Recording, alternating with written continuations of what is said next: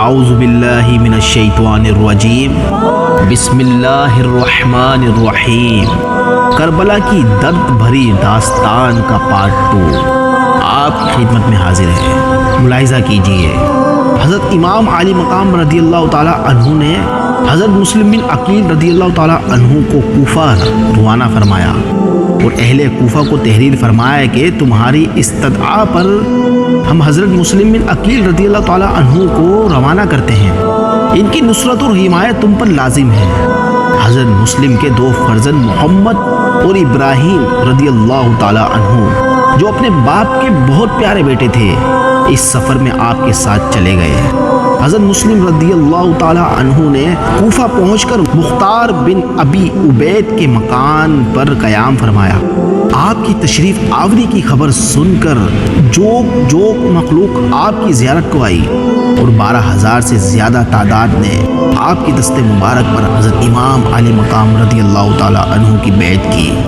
حضرت مسلم بن عقیل رضی اللہ تعالی عنہ نے اہل عراق کی گرویدگی اور عقیدت دیکھ کر حضرت امام علی مقام رضی اللہ تعالی عنہ کی جناب میں خط لکھا، جس میں یہاں کے حالات کی اطلاع دی اور التماس کی کہ ضرورت ہے کہ حضرت جلد تشریف لائے تاکہ بندگان خدا ناپاک کی شر سے محفوظ رہے اور دین حق کی تائید ہو، مسلمان امام حق کی بیعت سے مشرف اور فیضیاب ہو سکے۔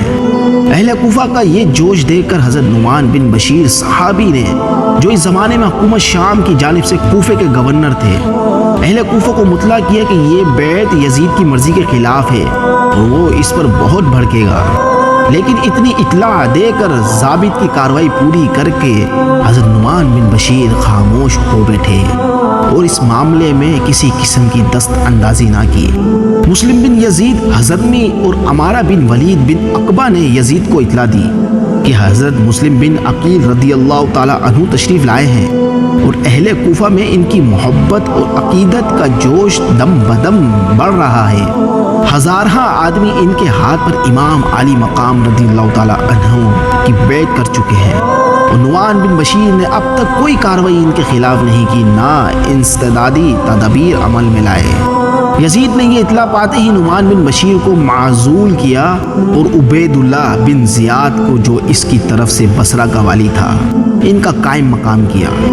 عبداللہ بن زیاد بہت مکار و وقیات تھا، وہ بصرہ سے روانہ ہوا اور اس نے اپنی فوج کو قادسیہ میں چھوڑا اور خود حجازیوں کا لباس پہن کر اونٹ پر سوار ہوا اور چند آدمی ہمراہ لے کر شب کی تاریکی میں مغرب اور عشاء کے درمیان اس راہ سے کوفہ میں داخل ہوا، جس سے حجازی قافلے آیا کرتے تھے۔ اس مکاری سے اس کا مطلب یہ تھا کہ اس وقت اہل کوفہ میں بہت جوش ہے، ایسے طور پر داخل ہونا چاہیے کہ وہ ابن زیاد کو نہ پہچانے اور یہ سمجھے کہ حضرت امام علی مقام رضی اللہ تعالی عنہ تشریف لے آئے تاکہ وہ بے خطرہ اور اندیشہ امن و عافیت کے ساتھ کوفہ میں داخل ہو جائے۔ چنانچہ ایسا ہی ہوا۔ اہل کوفہ، جن کو ہر لمحہ حضرت امام علی مقام رضی اللہ تعالی عنہ کی تشریف آوری کا انتظار تھا، انہوں نے دھوکہ کھایا اور شب کی تاریک میں حجازی لباس اور حجازی راہ سے آتا دیکھ کر سمجھے کہ حضرت امام علی مقام رضی اللہ تعالی عنہ تشریف لے آئے۔ نعرہ ہائے مسرت بلند کیے، گرد و پیش مرحبا کہتے چلے۔ یہ مردود دل میں تو جلتا رہا اور اس نے اندازہ کر لیا کہ کوفیوں کو حضرت امام علی مقام رضی اللہ تعالی عنہ کی تشریف آوری کا انتظار ہے اور ان کے دل ان کی طرف مائل ہیں، مگر اس وقت کی مصلحت سے خاموش رہا تاکہ ان پر اس کا مکر کھل نہ جائے، یہاں تک کہ دارالعمارہ گورنمنٹ ہاؤس میں داخل ہو گیا۔ اس وقت کوفی یہ سمجھے کہ یہ حضرت نہ تھے بلکہ ابن زیاد اس فریب کاری کے ساتھ آیا اور انہیں حسرت اور مایوسی ہوئی۔ رات گزار کا صبح وہ ابن زیاد نے اہل کوفہ کو جمع کیا اور حکومت کا پروانہ پڑھ کر انہیں سنایا اور یزید کی مخالفت سے ڈرایا دھمکایا۔ طرح طرح کے حیلوں سے حضرت مسلم کی جماعت کو منتشر کر دیا۔ حضرت مسلم نے ہانی بن عروہ کے مکان میں اقامت فرمائی۔ ابن زیاد نے محمد بن اشعث کو ایک دستہ فوج کے ساتھ ہانی کے مکان پر بھیج کر اس کو گرفتار کرا منگایا اور قید کر لیا۔ کوفے کے تمام عمائد کو بھی قلعے میں نظر بند کر لیا۔ حضرت مسلم بن عقیل رضی اللہ تعالی عنہ یہ خبر پا کر برآمد ہوئے اور آپ نے اپنے ساتھیوں کو ندا کی۔ جوک جوک آدمی آنے شروع ہوئے اور 40,000 کی جمعیت نے آپ کے ساتھ قصر شاہی کا احاطہ کر لیا۔ صورت بن آئی تھی، حملہ کرنے کی دیر تھی۔ حضرت مسلم بن عقیل حملہ کرنے کا حکم دیتے تو اسی وقت قلعہ فتح پاتا اور ابن زیاد اور اس کی ہمراہی حضرت مسلم رضی اللہ تعالیٰ عنہ کے ہاتھ میں گرفتار ہوتے اور یہی لشکر سیلاب کی طرح امنڈ کر شامیوں کو تاخت و تاراج کر ڈالتا اور یزید کو جان بچانے کے لیے کوئی راہ نہ ملتی۔ نقشہ تو یہی جمع تھا، مگر کاربست کارکنان قدرست بندوں کا سوچا کیا ہوتا۔ حضرت مسلم رضی اللہ تعالیٰ عنہ نے قلعے کا احاطہ تو کر لیا اور باوجود یکا کوفیوں کی بدعہدی اور ابن زیاد کی فریب کاری اور یزید کی عداوت پورے طور پر ثابت ہو چکی تھی، پھر بھی آپ رضی اللہ تعالیٰ عنہ نے اپنے لشکر کو حملے کا حکم نہ دیا اور ایک بادشاہ داد گستر کی نائب کی حیثیت سے آپ نے انتظار فرمایا کہ پہلے گفتگو سے قطع حجت کر لیا جائے اور صلح کی صورت پیدا ہو سکے تو مسلمانوں میں خون ریزی نہ ہونے دی جائے۔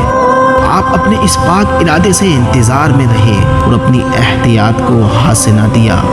دشمن نے اس وقفے سے فائدہ اٹھایا اور کوفے کے عمائد جن کو ابن زیاد نے پہلے سے قلعے میں بند کر رکھا تھا، انہیں مجبور کیا کہ وہ اپنے رشتہ داروں اور زیر اثر لوگوں کو مجبور کر کے حضرت مسلم کی جماعت سے علیحدہ کر دیں۔ یہ لوگ ابن زیاد کے ہاتھ میں قید تھے اور جانتے تھے کہ اگر ابن زیاد کو شکست بھی ہوئی تو وہ قلعہ فتح ہونے تک ان کا خاتمہ کر دے گا۔ اس خوف سے وہ گھبرا کر اٹھے اور انہوں نے دیوار قلعے پر چڑھ کر اپنے متعلقین سے گفتگو کی اور انہیں حضرت مسلم کی رفاقت چھوڑ دینے پر انتہا درجہ کا زور دیا اور بتایا کہ علاوہ اس بات کے کہ حکومت تمہاری دشمن ہو جائے گی، یزید نباغ تمہارے بچے کو قتل کر ڈالے گا، تمہارے مال لٹوا دے گا، تمہاری جاگیریں اور مکان ضبط ہو جائیں گے۔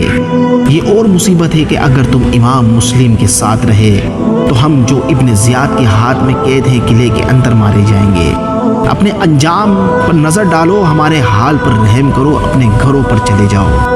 یہ ہیلا کامیاب ہوا اور حضرت مسلم کا لشکر منتشر ہونے لگا، یہاں تک کہ تاب وقت شام حضرت مسلم رضی اللہ تعالیٰ عنہ نے مسجد کوفہ میں جس وقت مغرب کی نماز شروع کی تو آپ کے ساتھ 500 آدمی تھے، اور جب آپ نماز سے فارغ ہوئے تو آپ کے ساتھ ایک بھی نہ تھا۔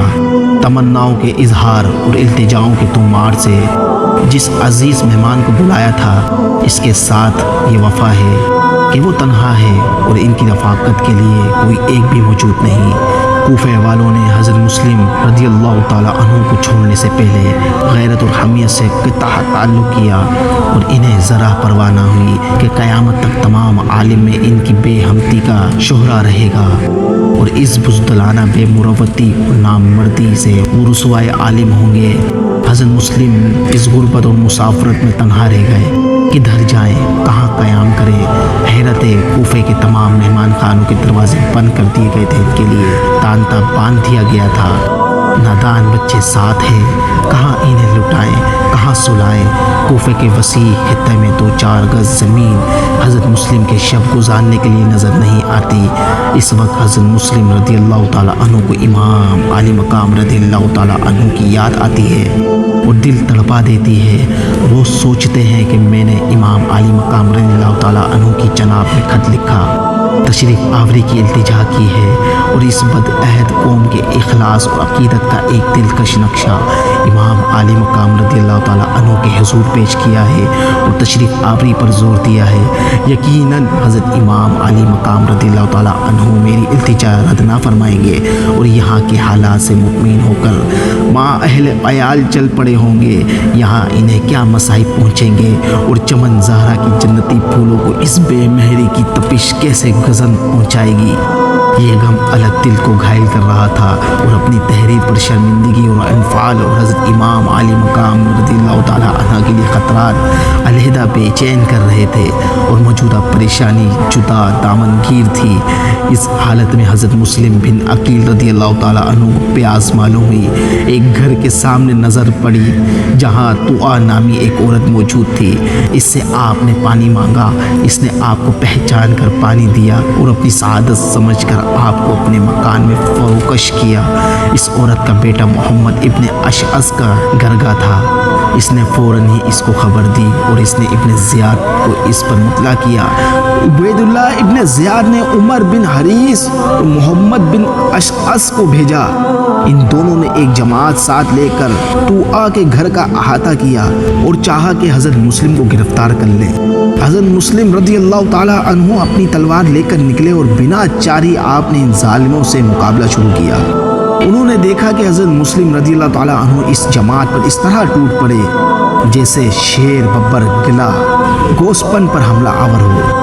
آپ کے شیرانہ حملوں سے دل آراؤں نے دل چھوڑ دیے اور بہت آدمی زخمی ہو گئے، بعض مارے گئے۔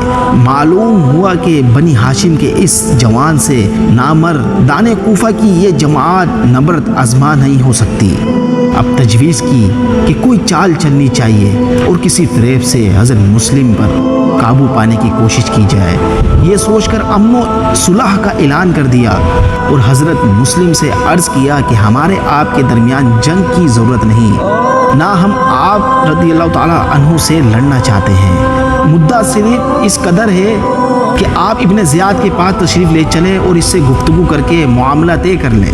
حضرت مسلم رضی اللہ تعالیٰ عنہ نے فرمایا کہ میرا خود قصد جنگ نہیں، اور جس وقت میرے ساتھ 40,000 کا لشکر تھا اس وقت بھی میں نے جنگ نہیں کی، اور میں یہی انتظار کرتا رہا کہ ابن زیاد گفتگو کر کے کوئی شکل مصالحت پیدا کرے تو خون ریزی نہ ہو۔ چنانچہ یہ لوگ حضرت مسلم رضی اللہ تعالیٰ عنہ کو مع ان دونوں صاحبزادوں کے عبید اللہ بن زیاد کے پاس لے کر روانہ ہوئے۔ اس بدبخت نے پہلے سے دروازے کے دونوں پہلوؤں میں اندر کی جانب تیغ زن چھپا کر کھڑے کر دیے تھے اور انہیں حکم دے دیا تھا کہ حضرت مسلم دروازے میں داخل ہو تو ایک دم دونوں طرف سے ان پر وار کیا جائے۔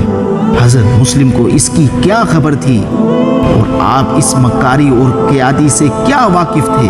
آپ آیت کریمہ پڑھتے ہوئے دروازے میں داخل ہوئے۔ داخل ہونا تھا کہ اشقیاء نے دونوں طرف سے تلواروں کے وار کیے۔ بنی ہاشم کا مظلوم مسافرہ عدادین کی بے رحمی سے شہید ہوا۔ انا للہ و انا الیہ راجعون۔ دونوں صاحبزادے آپ کے ساتھ تھے۔ انہوں نے اس بے کسی کی حالت میں اپنے شفیق والد کا سر ان کے مبارک تن سے جدا ہوتے دیکھا۔ چھوٹے چھوٹے بچوں کے دل غم سے پھٹ گئے اور اس صدمے میں وہ بیت کی طرح لرزنے اور کانپنے لگے۔